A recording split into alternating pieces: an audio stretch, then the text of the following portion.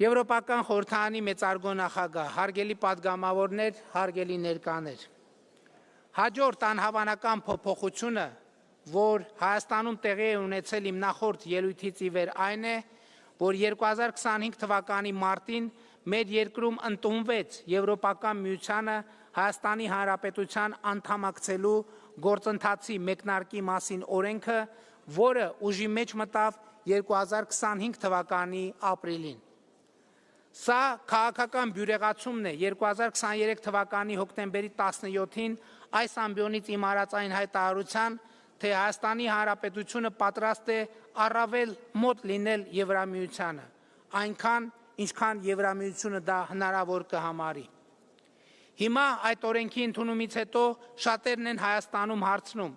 թե երբ Հայաստանը կդառնա Եվրոպական միության անդամ։ Մեր պատասխանը հստակ է։ Որևէ երկիր առանց Եվրոպական միության չափանիշներին համապատասխանելու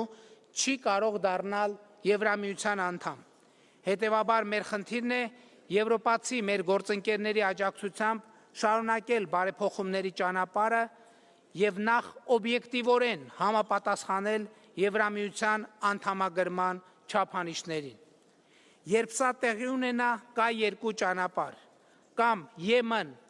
մեզ կընդունի, որպես լիիրավ լիարժեք անդամ կամ չի ընդունի։ Այսպես ասում եմ, որովհետև հասկանում եմ, որ ԵՄ ընդլայնումը նոր անդամի ներգրավումը պարզ հարց չէ ու նաև քաղաքական որոշման խնդիր է։ Հետևաբար, եթե ԵՄ-ն Հայաստանը կընդունի որպես լիիրավ անդամ, շատ լավ է։ Եթե չի ընդունի, մենք էլի կշահենք, որովհետև կլինենք Եվրոպական միության ստանդարտներին լիարժեք համապատասխանող երկիր։ Պիտի անկեղծ ասեմ սակայն, որ Եվրոպական միությանը Հայաստանի ինտեգրվելու ճանապարհին այս պահի ամենամեծ խնդիրը Եվրոպական միության եւ Վրաստանի միջև քաղաքական երկխոսության սառեցված վիճակն է։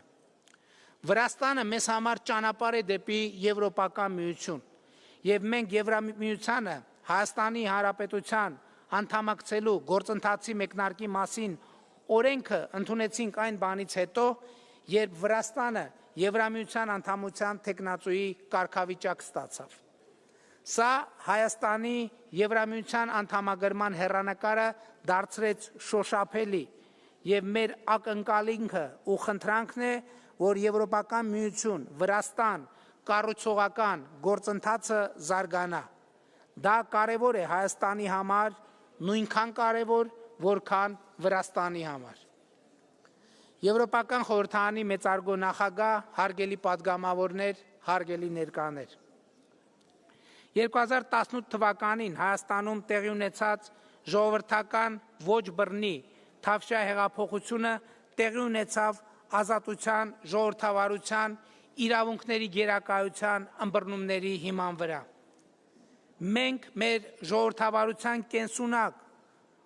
ու զարգացող վիճակը պահեցինք պատերազմի պայմաններում նույնիսկ, բայց հասկացանք նաև, որ խաղաղությունն է, որ ժողովրդավարությունը անշրջելի դարձնելու ճանապարհ է բացում։ Իրականում մենք խաղաղության հասել ենք ժողովրդավարության շնորհիվ, ժողովրդավարական արժեքներին մեր նվիրվածության շնորհիվ,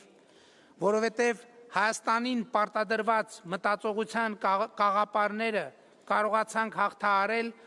ականջալուր լինելով ժողովրդին, իրական, ապրող, կյանքի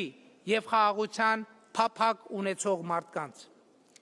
2026 թվականի հունիսի 7-ին Հայաստանի Հանրապետությունում տեղի են ունենալու հերթական խորհրդարանական ընտրություններ, եւ այդ ընտրություններով մեր ժողովրդավարությունը պետք է խաղաղությունը դարձնի անշրջելի, ապա եւ խաղաղությամբ ժողովրդավարությունը կդառնա անշրջելի։ Մենք գնում ենք այս ճանապարհով եւ ես սա ասում եմ որպես Հայաստանի Հանրապետության ժողովրդի լեգիտիմ ներկայացուցիչ եւ ուրեմն կեցցե խաղաղությունը, կեցցե ժողովրդավարությունը։ Շնորհակալ եմ ձեր ուշադրության համար։